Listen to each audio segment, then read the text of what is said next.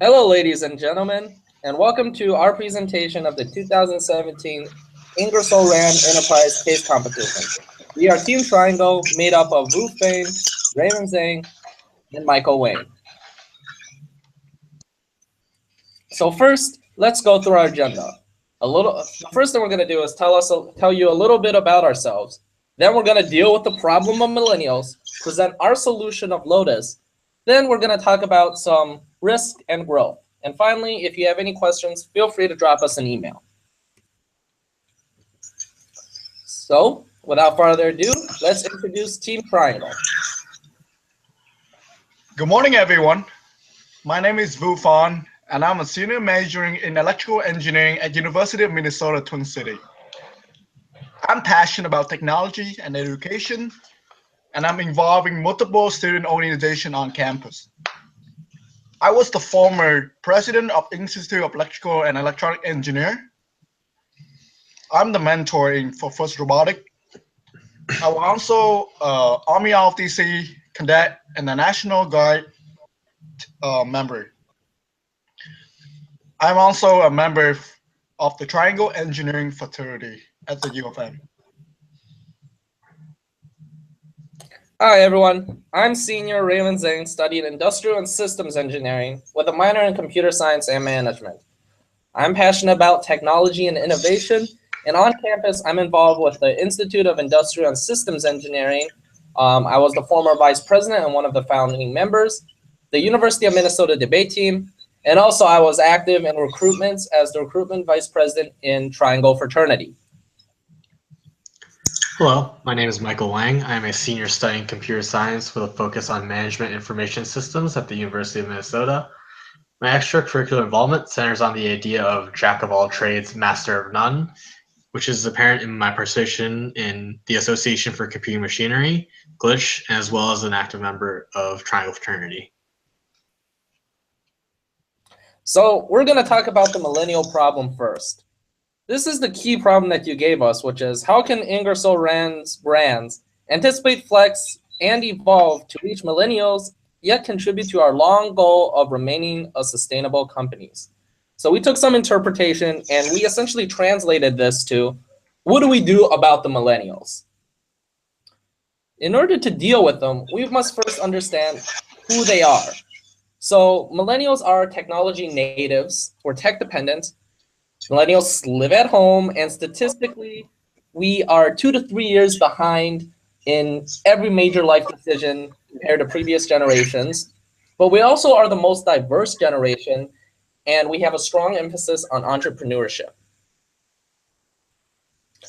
So now that we know about who we are, let's talk about our behavior. And we're going to talk about this from a human capital point of view and from a purchasing point of view.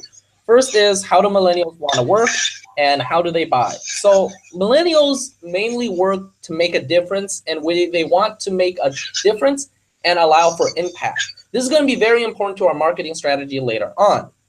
As a result, we bounce from employer to employer a lot quicker than previous generations, and work is really a lifestyle and do we fit well rather than a paycheck and stability.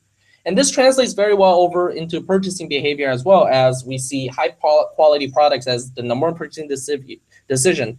But the second one is word of mouth recommendation, which is also going to be very important to this presentation later, which is we will buy something just because other people told us to buy it. Our friends told us to buy it. And essentially later, we can see that millennials are actually very social buyers. We want to buy solutions to societal problems, and we want to buy solutions that fit our personality and fit in with our lifestyle. And with that, Vu is going to talk about how Nexia can fit in. So for our target is the Nexia product brand of Ingersoll Rand. So millennial is in fact the greatest generation in United States history. The biggest. There are 92 million people in the millennial generation.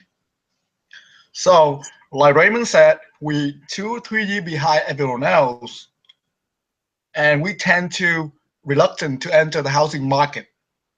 So, Potentially in the future, they could be lead to a surge in the housing market when millennials decided to own a house. With the products such as Nesia, it have a potential to reach millions of future millennial homeowners. And also, Nesia provide a great platform for multiple Ingersoll brands such as Train, American Standard, and many more. Okay, Raymond. So thank you, Vu. So the question really is, how can millennials help Ingersoll Rand remain sustainable? Rather than dealing with the millennials, we want to get the millennials involved and help. So introducing our solution, Lotus. Take it away, Vu. Lotus, which stands for Layout Technology Unleashes Solution, is our model to focus on the core of Ingersoll brand sustainability value in business, social, and environmental. We want to use our model to redirect these values toward millennials. By using this model, we provide you a three strategy that fit into Nesia need and will beneficial to the company and will help to promoting using the product to the millennials generation. The first message we're going to talk about is embed positive message. Talking about millennial, what do we care about? So we are the generation that have very strong value when it came to society, environmental, and our community. The value that resonate the most to us is trust, environmental, and community. So that we want a product that we can trust. And we want a product that can also help the environment and environmental friendly. And last but not least, we want a product that can benefit our community and as well our society as a whole. Let's talk about innovation. Why do we care about innovation? Millennials are attracted to companies that committed to create a culture of innovation. We think that innovation is the key to the heart of millennial because most of millennials describe ourselves as innovative, and we want a company and products that spark creativity and innovation. Millennials strongly believe in an innovative product that could help benefit businesses as well as society. Therefore, I think that innovation is the key for Ingersoll Rand and Nexia. By showing creativity and innovation to your products, Ingersoll Rand can capitalize on millennial passion for technology and society and ultimately earn their trust. One of the key value of millennials is about giving back. We grow up believe that we want to make our community and our society a better place than we found it. According to a survey, 2016 survey from Deloitte, 73% of millennials believe that a business has positive impact upon wider society. Another survey from Fortune.com also say that millennials would buy products from a company that contributed to charity and they will recommend the business to a friend.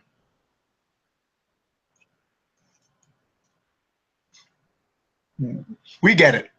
We care about society. We care about innovation. But we also care about our environment. Studies have shown that millennials are more focused on environmental issues than our parents.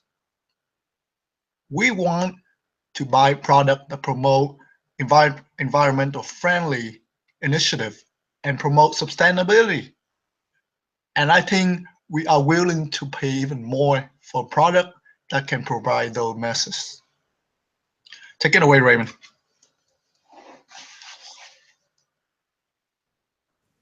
Thank you, Vu. So we want a genuine approach and genuine solutions. And we think this can be done in 4 steps.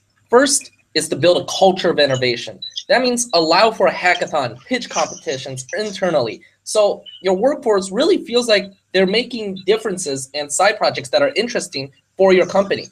And second, and part of that is allowing your current PhDs or industry experts to create white papers or public works, scholarships that really help with social issues.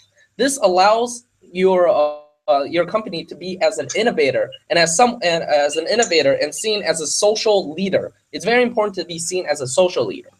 Second is to trust and love your technology. Build innovation centers. These will be seen as monuments to something that millennials can actually cling on to and see that this is something you truly care about and is genuine. And second, which is more important, is open innovation solutions.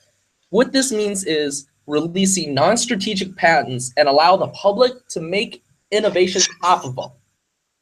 This will allow the millennials to really see what kind of social and problems that you're tackling. Or if you have an internal problem that is technology-based, business-based, whatever, post it online and allow for prizes and maybe employment opportunities so millennials can really get the hand of what kind of problems you're tackling as a problem, as a company, and make that impact even before they work for you. Third is to listen to your employees. Allow your employees to reach out to millennials and be advocates for Ingersoll brand. Partner with local universities to get your brand out there. And finally, to tie it together is Lotus. Allow your employees to pursue their innovations and allow your millennials to target other millennials, as that is how we make purchasing decisions. And working with our friends is something that millennials increasingly care about. So next, now that we know a little bit about the management strategy, let's talk about specifically what kind of marketing that we're going to use. And I'm going to focus first on traditional marketing. Here's a quote: technology is only new if you remember it the way it was before. So the goal of your Nexon is to normalize the technology. So first, you need to have early exposure and trust. Establish yourself as the premier home ecosystem. And to do that, you need to have authority. Authority through traditional market means of TV ads, magazines, prints. We're going to explain why this is important to not only target millennials, but also generations before. Then create a try-first model. Because we want to trust the technology, why not take it home and try it for a month or a few weeks? Finally, and this is very important to growing populations, the millennials and the generation afterwards, is the mission statement. The Nexia home is the future of energy efficiency. That is the message you want to give to them. So the first line of attack is campus living. There are over 4,000 institutions in the US, and we want to generally target mid-sized universities with green and technology initiatives. So that means that the target buying market is not millennials, but rather local landlords who will use your technology to do utility monitoring, easy repair, and safety.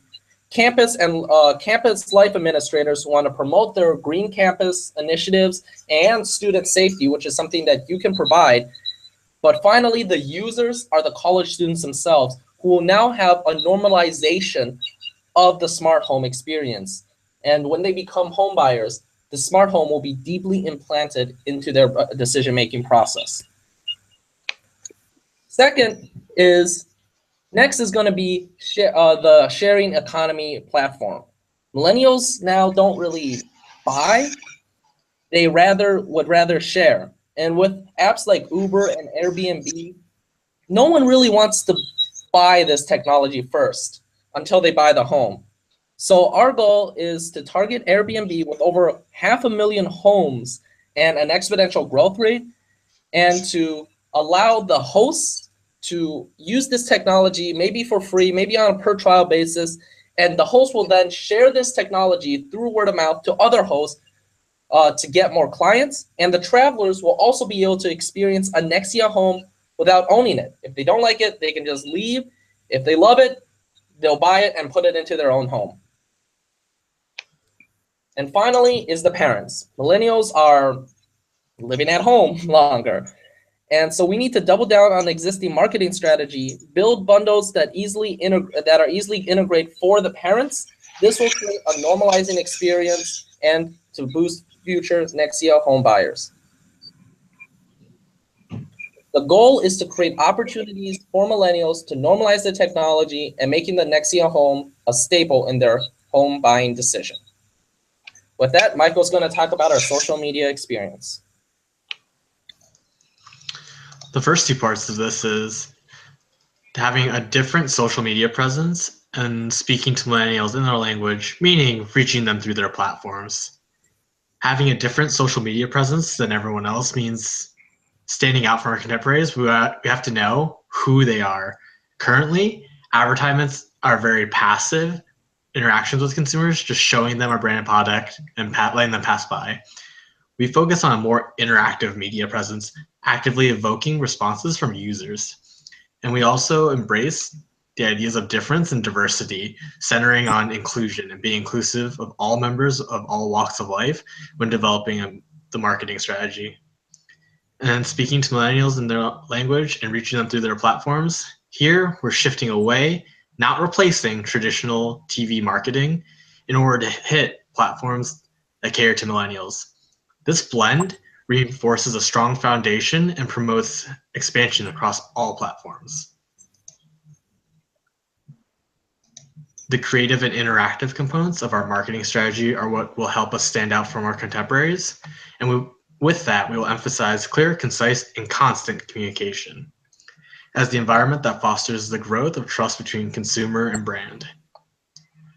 While the previous mentioned points contribute to showing that a company and brand is human, there's one last component, which is utilization of popular characters.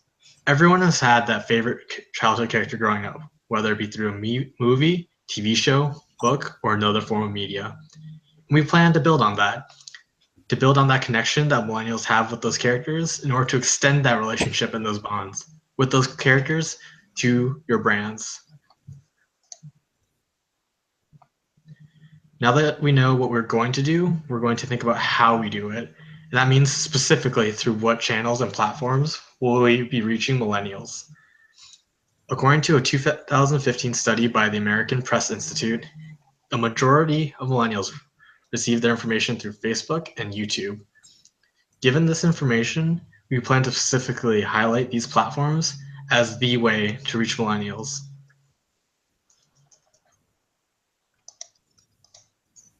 All right, let's talk about growth. So this is the traditional marketing funnel that we set up.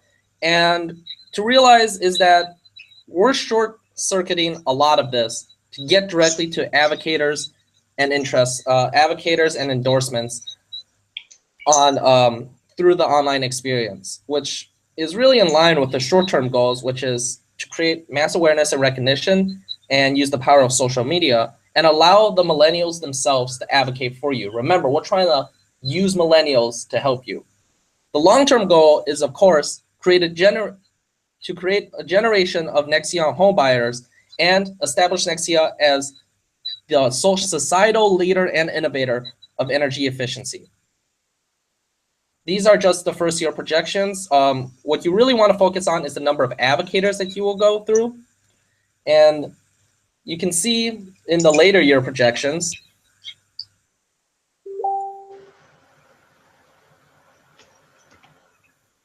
that it's going to be an exponential growth, and we're really aiming for that boom in the housing market when millennials enter into the buying phase. It's going to lead to a probable 400% increase by the end of the third year. And finally, let's talk about some risks. Social media is tough. Rumors fly and they go viral very quickly. Trust is hard to earn back. And it's really resource intensive. You really need to be connected 24/7. And the internet, surprisingly, is overwhelmingly negative and unpredictable. So those are just some things you need to consider. And if you have any questions, feel free to drop us an email.